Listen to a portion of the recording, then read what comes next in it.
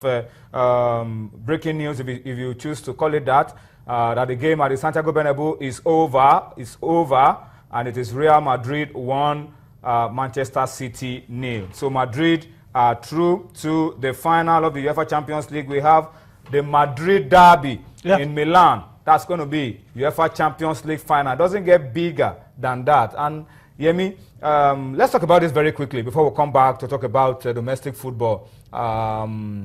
Madrid derby, that's the final. The dominance of Spanish clubs underlined. Continues. And let's not forget, I think 2 years ago, this was the kind of final. Very true. Last year, a Spanish club won it. That we had. I feel so very sorry for Manchester City. I watched the first half of the game. It was a lethargic performance by City. And I saw the first half and I was like, I don't even want this team to qualify, because if this is the way, I mean, you're in the semi-final, we have nothing to lose.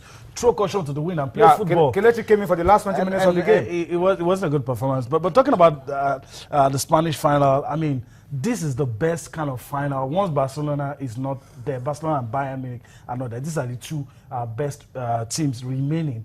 And that's the kind of final. And it's a derby. In this kind of game, form counts for nothing. They know each other very well. We know how close, even though the scoreline didn't make us think it was close, even though Real Madrid won 4-1 when they made it 10. But it's going to be a close game. It's a fitting final for the UEFA Champions League. It's not easy now to start saying where the pendulum will swing. But I'm saying that's the best we can get, and we have a big game on our hands. The last time we had the Madrid derby, it was a very dramatic encounter. Atletico were almost running away with it until the 90th plus minutes, where they considered an equalizer, and then they went on and lost, I think, by 4 goals to 1. Yeah. This time around, what do you see? Well, like Yemi said, it's pretty difficult to predict, because you have a team, Atletico, that you cannot single. You saw what they did yesterday. Fernando Torres practically creating that opportunity for Antoine Griezmann to get that much needed away goal. And then missing the penalty himself. From a defensive position, because that goal was against the run of play. Bayern were literally over them. It's a team that can get something out of nothing. They play together, they defend together, they do practically everything together. So it's difficult.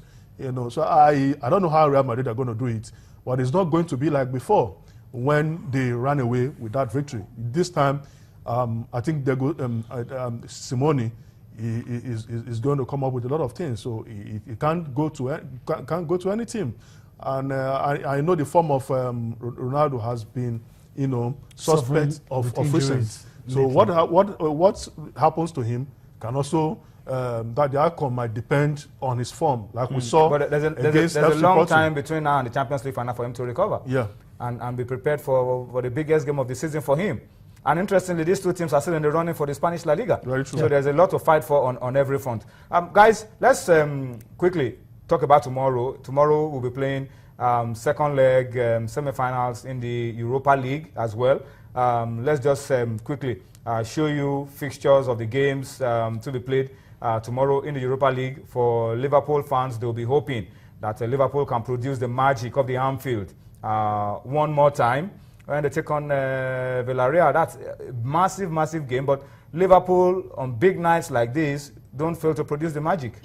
I hope they don't choke. Jurgen Klopp has brought something. You just can't explain it. There's a difference. Anfield feels good these days. The fans are singing his praise. But the fact that they didn't get that away goal is what worries me.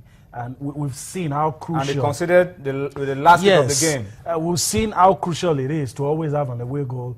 Villarreal know that once they score a goal, Liverpool needs to get 3, provide 3. And on the strength of that, that's what knocked Bayern Munich out, despite playing so well and eventually winning the game. The first one, Sevilla, Shakhtar, 2-2 from the first leg. I think Sevilla have done the job. Defending champions looking good again. Went to Ukraine. For every punch that they took from the Ukrainians, gave theirs back. So I think Sevilla would do what it takes to be in the final. For sentimental reasons, I want Liverpool. But the fact that they got that soccer punch in Spain, I have a feeling it's going to be Villarreal's day. So it might just be it might just So be you see another Liverpool, you Spanish. see Liverpool exiting tomorrow. Yeah, it might just be another all-Spanish final. Like we have in the Champions League. in the Europa League. It might be. All right, before we read tweets now, let's quickly come back to domestic football. Onye, we've talked about Enyimba. Enyimba, by virtue of the victory over Pillars today, they've moved out of drop zone. Yeah. They've moved up the table. Pillars are still second on the log. Pillars were expecting that the victory would have pushed them to the top of the table. But let's talk about Giwa FC very quickly. Today, the league management company have issued stern warning to Giwa FC. Miss one more game and you are off. Well, the rules are very clear. You know, I think the owner of Giwa FC is also aware of the rules that when you miss 2 games consecutively, Tony, you are automatically expelled from the Premier League. So I don't know what their plans are.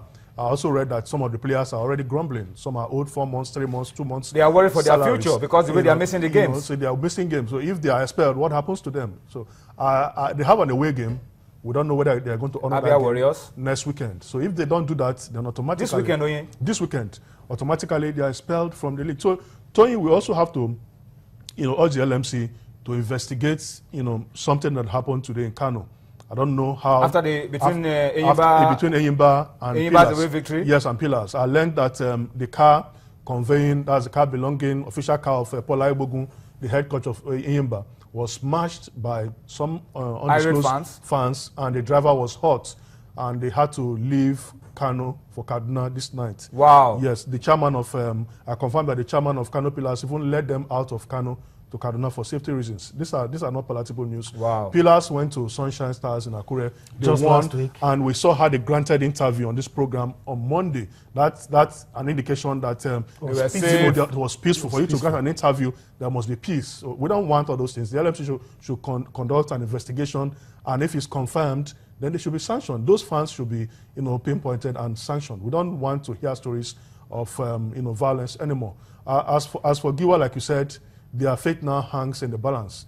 This weekend, if they miss any game, they are automatically expelled. And I think last Monday we were urging the LMC to apply the rules, and they have done that.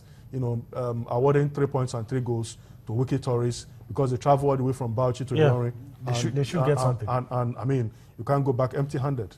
All right, so those are the issues around domestic football. You can be sure we'll keep talking about all of these things. But let's spend the rest of the time to read a few of your comments on Twitter.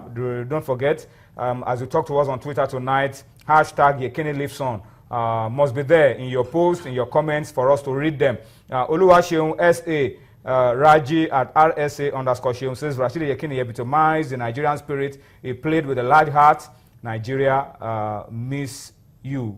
Hashtag Gold King, hashtag Yekini lives on. Yeah, I mean, I remember Yekini at some point said if Nigeria was going to be playing against goats and sheep and cockroaches, he will still come to play. I remember. That's how committed this guy was. Ola Laro at Ola Wood says he has just seen some of the posts of Rashidi Yekini is the best striker from Nigeria.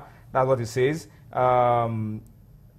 Okay, Oluwaseun again says, I remember the goal against Bulgaria, the USA 94.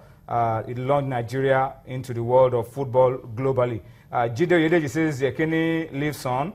He was a dedicated and humble eagle. Ata Isaac Taiwo says, he's such a great player. We will continue to remember the legacy he left behind. He says, Sunreo, that's in Yoruba, rest in peace. That's what he says. And Mr. Akin at All Star Akin says Yekini was simply unforgettable. You asked people to talk about the Yekini moment. I think mine was 1993, a game against Cote d'Ivoire.